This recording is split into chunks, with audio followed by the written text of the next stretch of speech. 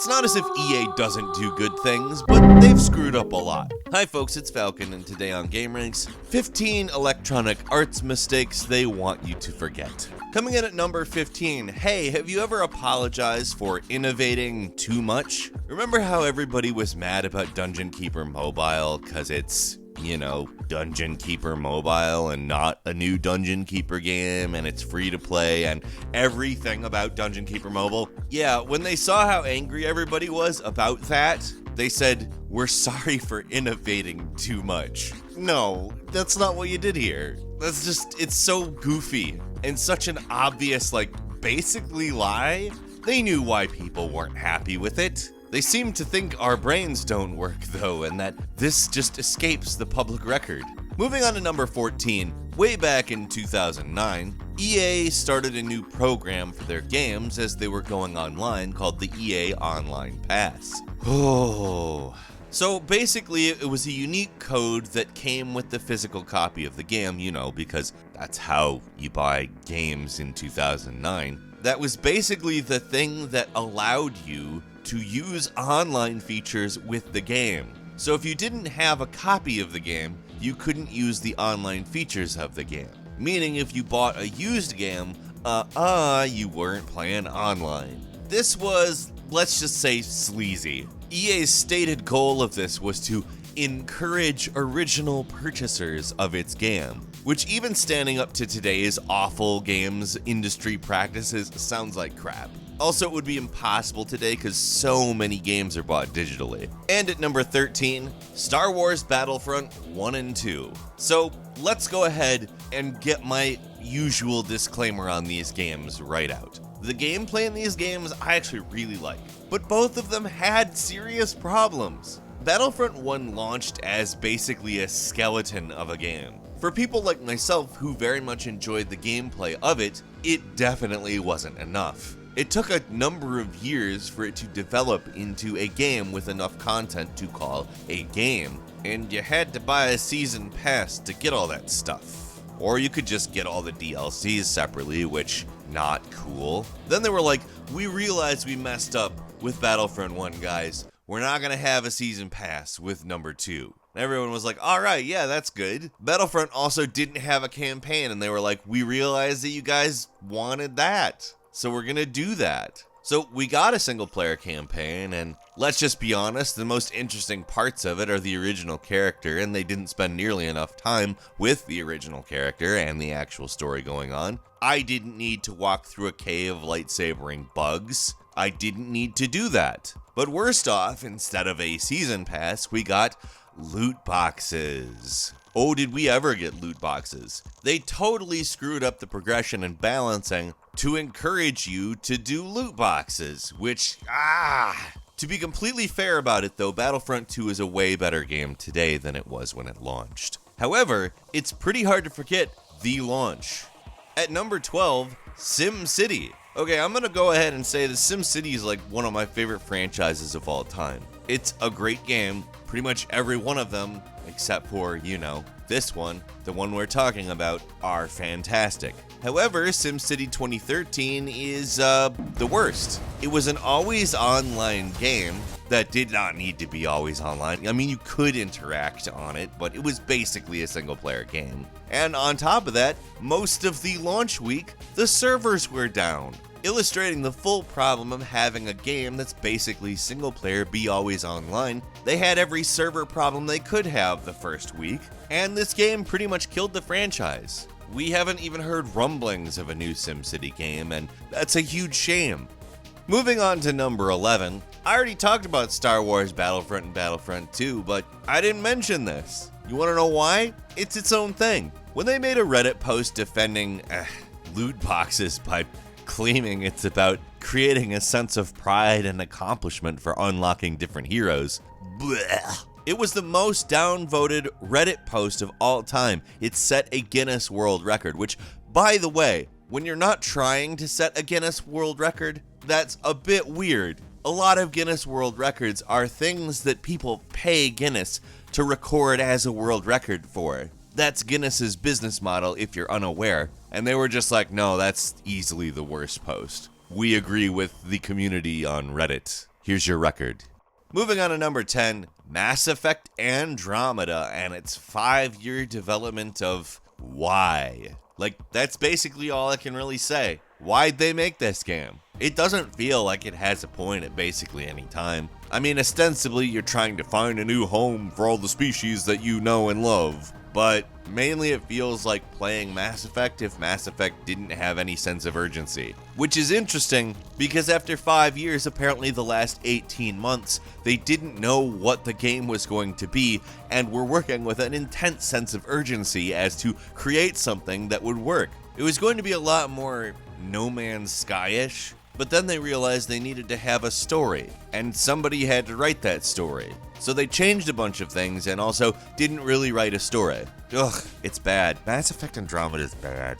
Moving on to number 9 though, you know what's worse than Mass Effect Andromeda? Anthem. It's hard to imagine the decision-making process that was like, let's take the original team that made all of the Mass Effect games that people like and assign them to a new project and have a different team work on Mass Effect Andromeda for 5 years, while we work on this new live services game, which has no focus, no compelling story, no stakes. It's intended to be ongoing and never end, and therefore never will have any inherent stakes. Also, let's monetize it, because why not? That's what we do with $60 games now, that people have bought. In fact, that kind of seems to be the point of the game, because it really didn't stick to its roadmap or have a real definable roadmap or, you know, anything that you might consider some sort of positive thing for a game like this. I'm not saying a live service can't be good. I am saying people really suck at making them, and EA shouldn't have done this. It's amazing because it really seems very much like they want people to forget Anthem already.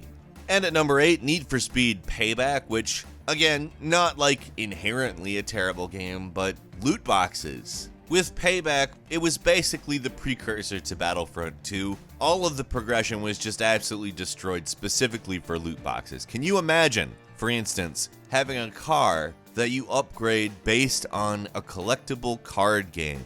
Imagine it in real life. You go to the store and pick out packs of cards. Based on what cards are inside, your car becomes better. Now, if this was real, it'd actually kind of be a good deal. Upgrading a real car is actually pretty expensive, even for small stuff. But in a virtual world where you're just trying to play a game that progresses like a normal game, it doesn't work. And moving on to number 7, hey, remember Ultima Online, the game that basically launched the MMO genre? It's actually kind of easy to forget the game itself. World of Warcraft basically decimated it. But during the development, A, the developers weren't sure what they were doing with it and felt like it was kind of an experimental project, and B, EA wanted it released now. And it wasn't because they thought it would be a profit driver or a good game, it was because they wanted to focus on Ultima 9. The launch of Ultima Online's beta was a disaster. They were never expecting to sell a lot of copies of the game, and during the beta, way more people than their total copies expected to be sold showed up over a weekend. Which is good because it says, hey, we've got a product people want, but it's bad because A, they weren't prepared for it, and B, it made EA go, alright, we'll get it released already. So it kind of got launched in a state that it shouldn't have, and given Ultima's a great franchise, it I think was owed a little more than that. At number 6, EA basically established a monopoly in the NFL and really just the sport of American football by striking a deal with the NFL, the Arena Football League, and the NCAA in 2004 to become the only game publisher allowed to use the teams, the players, and the stadiums from all 3 leagues. Now, this is what we like to call a dick move. The reason they did this is because Sega released what I would call a superior football game in NFL 2K5 with more features, better online, and a much lower price. It was a $20 game. This had them quaking in their boots, so to speak. Now, this monopoly was so egregious, gamers filed a class action lawsuit against them, and EA eventually had to settle, although it took a very long time. The lawsuit was filed in 2008, and because of the appeals process, checks did not go out until late in 2013. Number 5, you'd think that'd be the main problem, and that EA would learn their lesson, when it comes to football at least. However, they actually ended up using a bunch of players' likenesses without their permission. A class action lawsuit from former NCAA college football players was, well, a $40 million liability for EA in 2013, and in 2015, NFL players realized, wait, they did that to me too. So they sued, and as many as 6,000 NFL players got a settlement, meaning EA was basically like, oh yeah, we did that. We just don't want to recognize in a court of law that we did that, here's some money.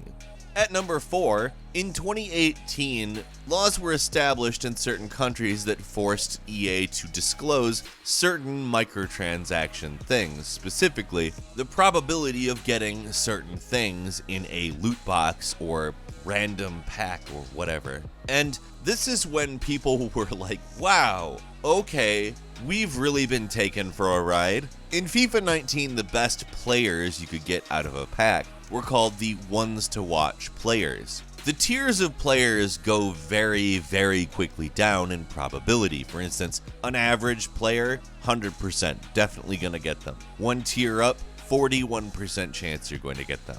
One tier up from there, 4.3% chance. And the ones to watch player, the final tier, has a less than 1% chance of being included in any given pack, which is yikes. That could mean 0.001% for all we know. But even if it was 1 out of every 100 times, that's still bad. That's the best case scenario too. And at number 3, when EA canceled Visceral's Star Wars game because they did not think linear games were popular anymore. Now this is of course a big load of BS. Publishers know exactly how popular linear games are, they just know that they can't make money perpetually from them. The real reason they canceled is because they want live service games, and I still don't know why they ended up going, alright, we'll have Respawn do it instead of just, not canceling this game. I'm not sure what to make of this still. It's just a bad move.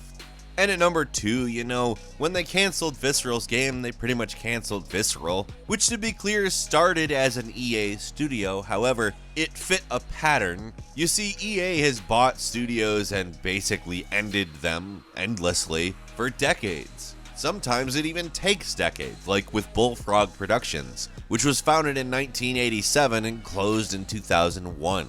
Or Westwood Studios, the creators of Command & Conquer, closed in 2003 after a near 20-year run. Same goes for Origin, which actually went for longer. EA owns all of the intellectual property from these companies, but decimated the people who created the intellectual property, which sucks. Like I said, Visceral started as an internal EA studio, but once it became obvious they were going to become a star developer, it seems like they decided to fast-track their destruction too. Dead Space worked out great. Let them do a sequel, and then this third one, we're gonna meddle with the formula. We want a certain thing out of this game, and if we don't get it, everything is over. What's funny is that this strategy isn't even good. In 2014, they literally admitted to the fact that it's not working out for them. I mean, that doesn't mean they stopped in 2014, because they most certainly did not, but And finally, number 1, when testifying in front of UK Parliament, an EA executive tried to rebrand loot boxes as surprise mechanics. The executive also said that they're used ethically, which is basically contrary to everything that had been previously said by any person, and the same executive in front of UK Parliament justified it by saying, people like surprises. Perhaps not smartly, the executive compared them to Kinder Eggs, which is a product for children in which they buy a chocolate egg that contains a random toy. This is not good because it is significantly less like gambling than the very slot machine-like loot box mechanics that we see in video games. Lights, sounds, sparkles, explosions. Loot boxes are a slot machine, and by tying them to a kid's product, in your defense of them, you're basically saying you're trying to get kids gambling. And I just want to say that that's never going to leave my mind. What EA mistakes can't you forget? Leave us a comment, let us know what you think, and if you like this video, please click like. If you're not subscribed, now's a great time to do so. We upload brand new videos every day of the week, and the best way to see them first is, of course, a subscription. So click subscribe, and don't forget to click the notification bell. As always, we thank you very much for watching this video. I'm Falcon. You can follow me on Twitter at Falcon the Hero. We'll see you next time, right here on gameranx.